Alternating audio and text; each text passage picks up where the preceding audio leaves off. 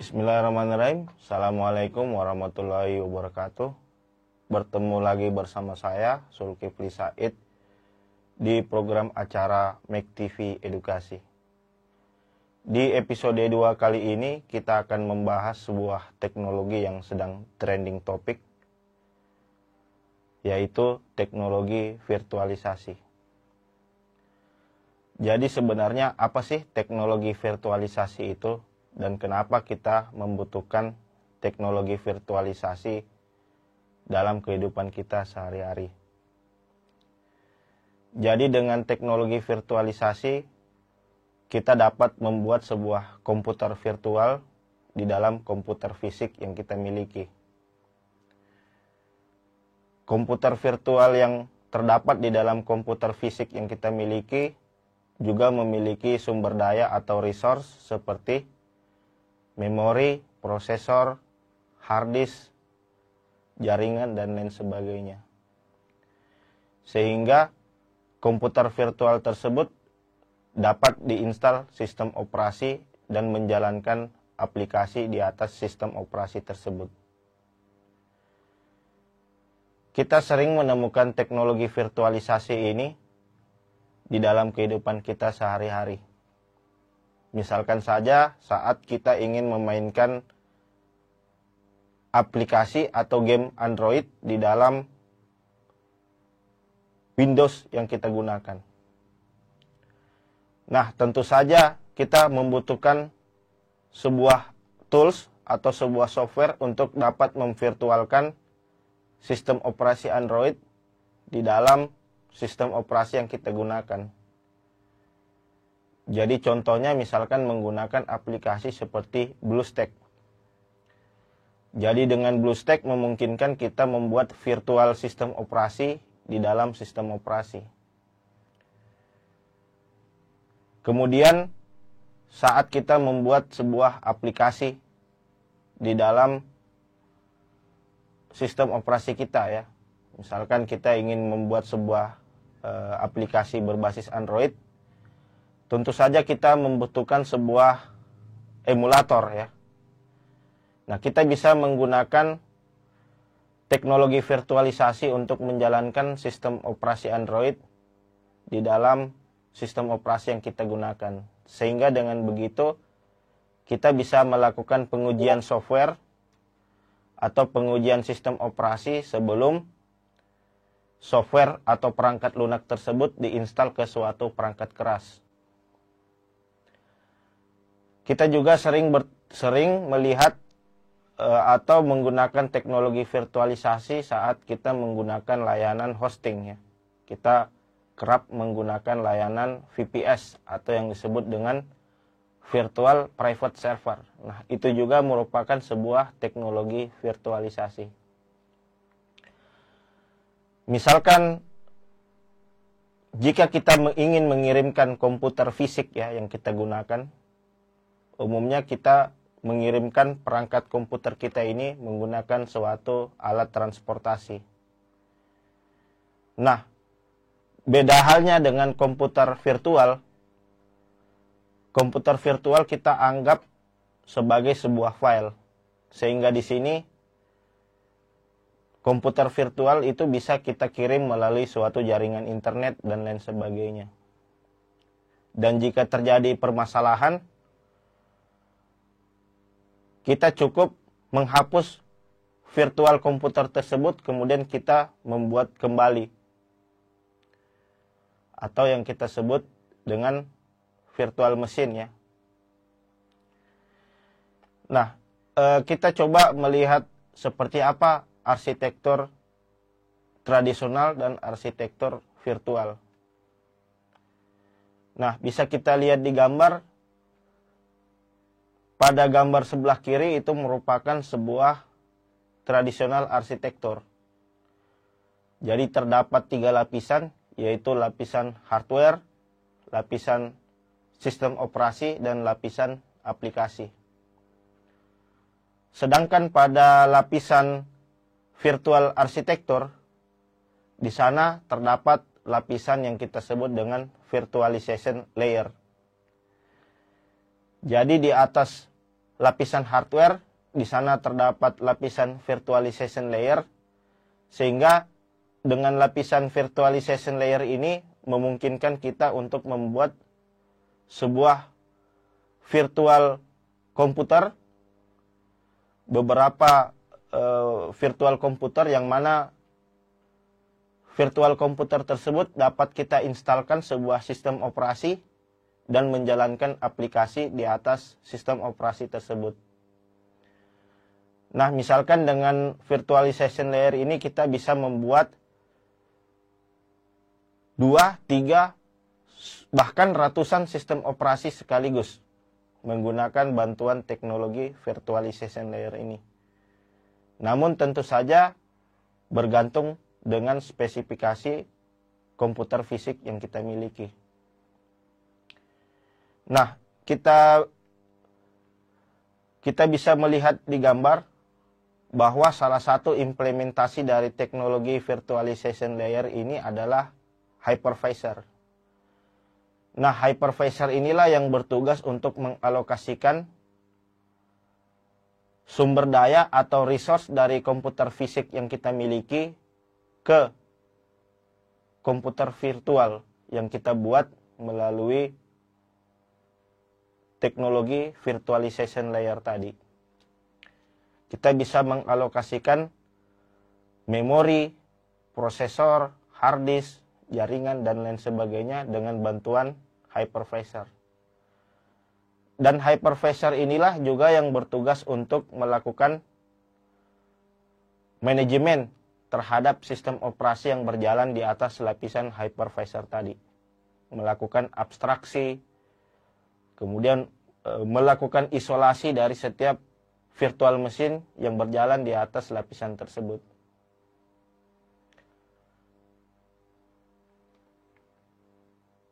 Hypervisor ini terdapat 2 jenis.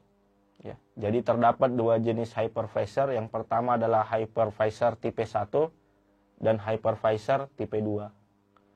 Pada hypervisor tipe 1, di atas lapisan hardware terdapat lapisan hypervisor, dan di atas lapisan hypervisor terdapat virtual mesin, yang mana setiap virtual mesin tersebut menjalankan sistem operasi dan aplikasinya masing-masing. Misalkan di situ kita bisa menjalankan sistem operasi Android, sistem operasi Linux, sistem operasi Windows, dan menjalankan aplikasi di setiap sistem operasi masing-masing. Kemudian pada lapisan hypervisor tipe 2,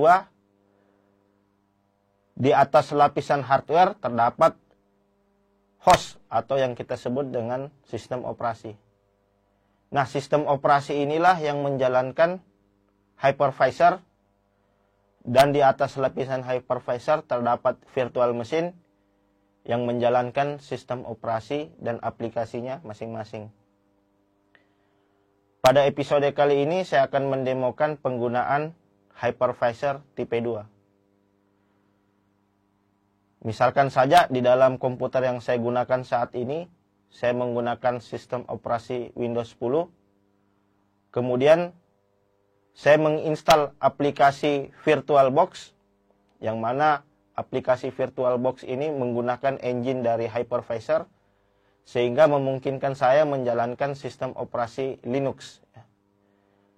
Jadi saya dapat menjalankan sistem operasi Linux di dalam Windows yang saya gunakan. Kemudian saya juga bisa menambah sistem operasi.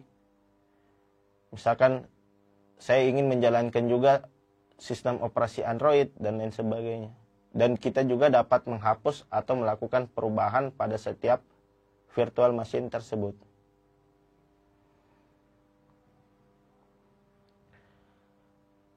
Kemudian apa sih keuntungan yang kita dapatkan dari penggunaan teknologi virtualisasi ini? Jadi yang pertama tentu saja kita dapat memenuhi kebutuhan infrastruktur teknologi informasi. Jadi misalkan kita memiliki beberapa server, misalkan saja di sini kita memiliki 3 server, yang mana masing-masing server menjalankan tugas yang berbeda-beda. Ada server yang menjalankan web server, kemudian ada yang menjalankan email server, dan ada yang menjalankan proxy server dan lain sebagainya. Nah, tentu saja dengan cara konvensional kita perlu mengadakan perangkat fisiknya. Kita perlu install perangkat fisiknya dengan sistem operasi yang kita inginkan dan beberapa aplikasi yang kita butuhkan. Nah, dengan bantuan teknologi virtualisasi, kita bisa membuat komputer-komputer virtual di dalam komputer fisik kita. Jadi hanya terdapat satu komputer fisik yang menjalankan beberapa komputer virtual sekaligus. Yang mana komputer virtual tadi menjalankan layanannya masing-masing. Nah, tentu saja di sini kita dapat meminimalisir biaya untuk pembelian perangkat infrastruktur. Seperti server, jaringan, dan lain sebagainya. Dan kita dapat mensimulasikan suatu perangkat lunak dengan bantuan teknologi virtualisasi ini. Misalkan saya ingin mensimulasikan suatu jaringan ya. Jika dengan cara konvensional tentu saja saya perlu melakukan pengadaan perangkat-perangkat jaringan seperti router, switch, kabel UTP, hub, wireless, dan lain sebagainya. Nah, dengan bantuan teknologi virtualisasi, kita dapat mensimulasikan, kita dapat membuat virtual jaringan di dalam komputer fisik yang kita miliki. Sehingga kita dapat merancang jaringan virtual dan melakukan pengujian di dalam komputer virtual tersebut sebelum diterapkan ke dunia nyata. Sehingga dengan begitu kita bisa meminimalisir kesalahan atau yang kita sebut dengan error. Kemudian tentu saja dengan penerapan teknologi virtualisasi ini kita bisa meminimalisir biaya ya.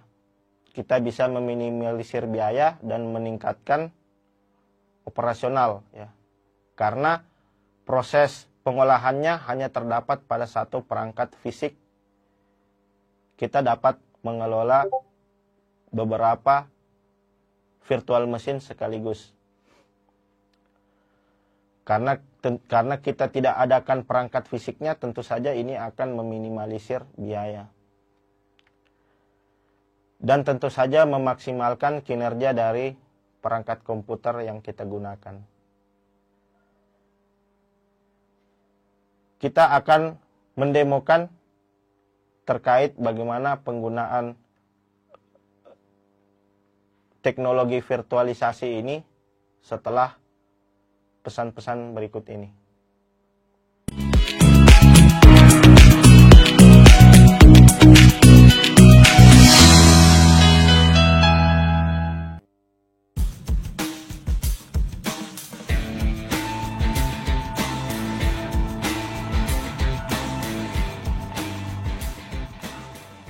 Assalamualaikum warahmatullahi wabarakatuh.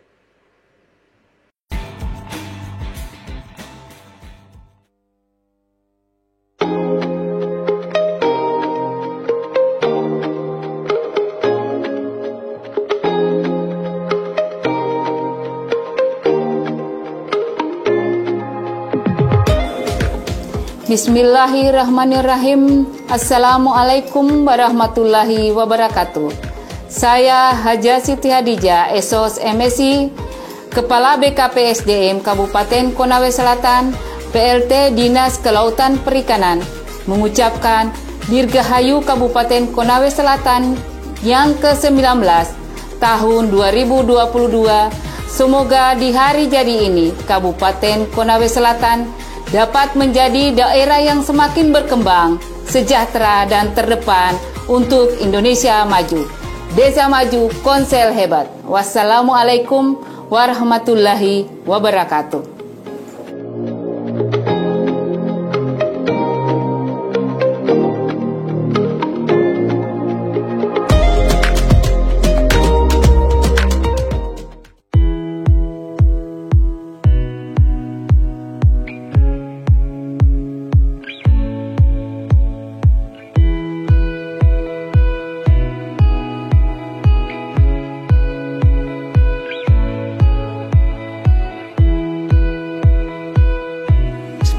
Bismillahirrahmanirrahim. Assalamualaikum warahmatullahi wabarakatuh.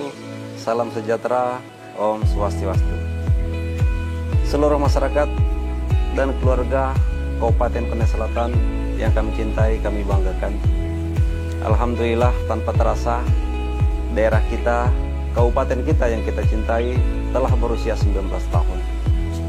Tentu saja dengan peran serta kita semua bisa membangun sinkronisasi pemerintah, masyarakat, dan seluruh elemen membuat kabupaten kita seperti yang bisa kita saksikan sekarang ini. Insya Allah ke depan kita akan menyaksikan Kutai Selatan yang lebih baik, lebih maju. Oleh karena itu, saya atas nama Kepala Dinas Kependudukan dan Pencatatan Sipil Kabupaten Kutai Selatan bersama karyawan dan karyawati mengucapkan Dirgahayu Kabupaten Kutai Selatan yang ke-19, Desa Maju Kutai Selatan hebat.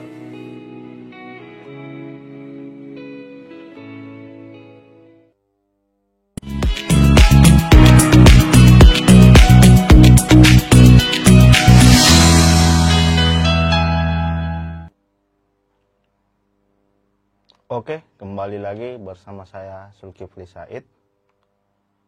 Jadi kali ini kita akan mendemokan terkait penggunaan teknologi virtualisasi. Jadi terlebih dahulu kita download software VirtualBox ya. Jadi teman-teman bisa menulis free download VirtualBox.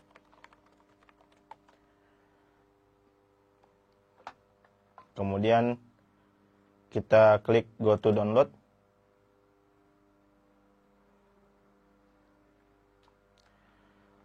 Di sini terdapat beberapa pilihan sistem operasi yang ingin digunakan. Jadi dalam hal ini perangkat saya adalah sebagai hostnya, yaitu Windows. Karena di sini saya menggunakan sistem operasi Windows, berarti saya mendownload Windows host. Nah, jika Anda menggunakan sistem operasi macOS, Anda bisa mendownload OS X host. Atau jika Anda menggunakan sistem operasi Linux, Anda bisa menggunakan Linux distribution. Nah, karena saya di sini menggunakan Windows sebagai hostnya, maka saya mendownload Windows host. Nah, klik tombol OK.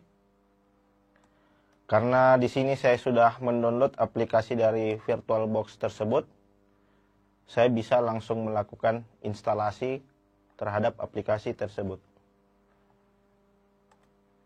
Nah, di sini sudah ada VirtualBox, saya klik 2 kali, maka dia akan melakukan instalasi VirtualBox ke dalam sistem operasi Windows yang kita gunakan.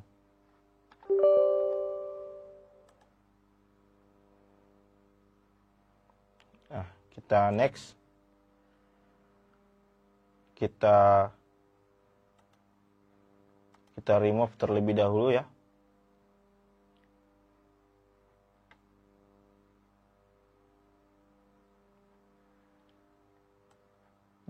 Jadi pada video demonstrasi kali ini saya akan mencoba menjalankan sistem operasi Linux di dalam sistem operasi Windows. Tentu saja kita membutuhkan beberapa hal. Yang pertama, kita membutuhkan VirtualBox itu sendiri, dan kita membutuhkan installer dari Linux ya. Jadi di sini saya sudah memiliki ISO Linux yang nantinya saya akan jalankan di dalam VirtualBox. Nah, kita klik finish. Oke, saya klik dulu, klik VirtualBox. Klik next. Nah, di sini kita cukup klik tombol next lagi. Kemudian next dan yes. Kemudian kita install. Nah, dia akan melakukan instalasi komponen-komponen yang dibutuhkan di dalam sistem operasi Windows kita.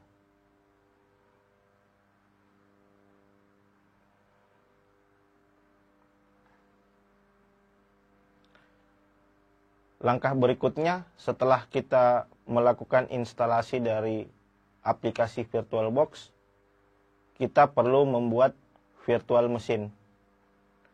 Yang mana virtual machine nanti akan kita alokasikan resource atau sumber daya perangkat keras ke virtual machine tersebut, ke mesin virtual tersebut. Nah, bisa kita lihat di sini seperti ini tampilannya. Untuk membuat virtual machine baru, kita bisa klik new, ya. Jadi saya ingin menjalankan sistem operasi Linux di dalam Windows. Nah, virtual machine tersebut akan tersimpan ke dalam direktori user Asus VirtualBox VMS, ya. Di sini lokasi dari file-file virtual machine kita. Kemudian kita next. Di sini kita mengalokasikan seberapa banyak memori yang akan digunakan pada virtual machine tersebut. Misalkan dalam hal ini saya mengalokasikan sebanyak 3 GB. Jadi kalau dirubah ke dalam satuan megabyte, yaitu 3036.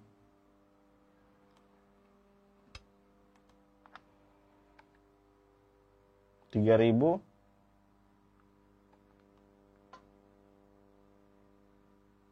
3068, misalkan seperti itu ya, 3 GB. Kemudian saya next. Kemudian kita membuat virtual hard disk. Jadi seperti yang telah saya jelaskan tadi, bahwa virtual machine ini merupakan virtual komputer dari komputer fisik kita. Artinya virtual komputer ini tentu saja membutuhkan memori, membutuhkan hard disk, dan sumber daya perangkat keras lainnya. Namun sumber daya perangkat tersebut dalam bentuk virtual. Nah, kemudian saya create virtual hard disk. Nah, sini ada 3 pilihan tipe dari hard disk virtual tersebut. Ada VirtualBox Disk Image, ada virtual hard disk, dan ada VMDK atau virtual machine disk. Dalam hal ini saya menggunakan opsi paling pertama, yaitu virtual disk image. Saya next. Kemudian untuk storage-nya sendiri saya menggunakan dynamic. Saya next. Nah, ini merupakan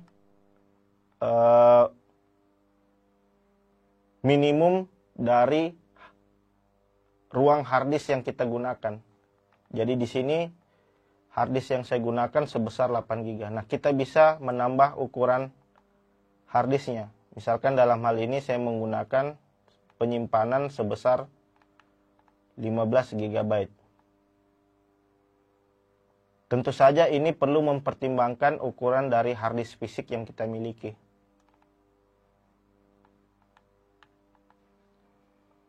Saya menggunakan 15 GB di situ. Saya next. Nah, bisa kita lihat di sini bahwa virtual machine kita sudah berhasil dibentuk.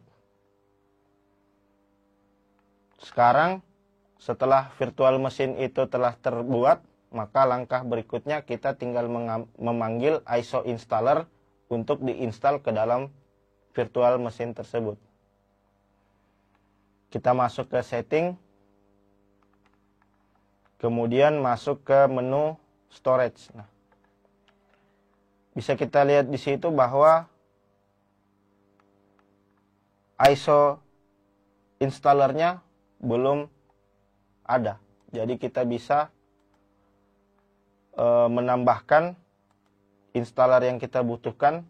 Kita klik icon disk, kemudian kita choose a virtual optic disk. Maaf, maksud saya kita choose a disk file.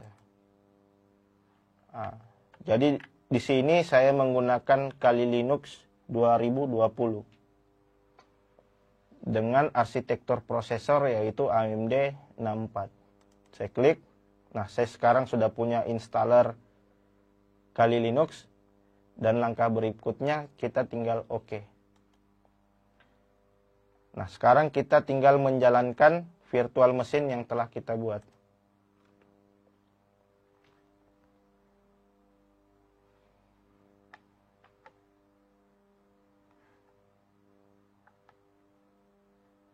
Kita tunggu hingga prosesnya berhasil. Oke. Oke. Oke. Jadi di sini ada beberapa pilihan, apakah kita akan menginstal Kali Linux atau kita menggunakan mode grafis atau kita menggunakan mode teks. Nah, misalkan di sini saya menggunakan mode grafis. Nah, kita sudah berhasil ya menjalankan sistem operasi Linux di dalam sistem operasi Windows dengan bantuan VirtualBox ya, yang mana VirtualBox tersebut mengimplementasikan sebuah engine yang kita sebut tadi sebagai hypervisor. Jadi dengan begitu saya dapat dengan mudah berpindah dari satu sistem operasi ke sistem operasi yang lain. Jadi saya cukup minimize VirtualBox ini. Sekarang saya sudah berada di sistem operasi Windows. Ketika saya ingin berpindah ke Linux, saya cukup mengklik ikon Linux tadi, maka sistem operasi Linux akan terbuka dengan sendirinya. Untuk aktivitas saya sendiri, saya membutuhkan sistem operasi Windows dan Linux untuk dapat berjalan secara bersamaan. Karena aktivitas saya sendiri, saya membuat software ya, mendevelop sebuah layanan aplikasi berbasis web atau berbasis Android. Kemudian selanjutnya saya butuh untuk melakukan pengujian sistem keamanan terhadap sistem yang telah saya buat. Maka agar pekerjaan saya dapat berjalan dengan cepat, saya membutuhkan teknologi virtualisasi untuk memudahkan saya berpindah dari satu sistem operasi ke sistem operasi yang lain. Jadi setelah saya membuat aplikasi, saya berpindah ke sistem operasi Linux untuk melakukan pengujian terhadap sistem keamanan aplikasi tersebut. Nah, dengan bantuan VirtualBox tentu saja memudahkan kita untuk berpindah dari satu sistem ke sistem yang lain. Dan VirtualBox tidak terbatas pada satu jenis sistem operasi. Kita bisa menjalankan Android, Windows, macOS dan lain sebagainya, sesuai dengan kebutuhan yang kita inginkan. Mungkin itu saja pembahasan materi kita di episode 2 kali ini. Kita akan lanjutkan lagi pembahasan tentang VirtualBox di episode-episode berikutnya, tentu saja dengan kajian yang cukup mendalam. Terima kasih telah menyaksikan Mac TV Edukasi. Kita akan bertemu lagi di episode berikutnya. Assalamualaikum warahmatullahi wabarakatuh.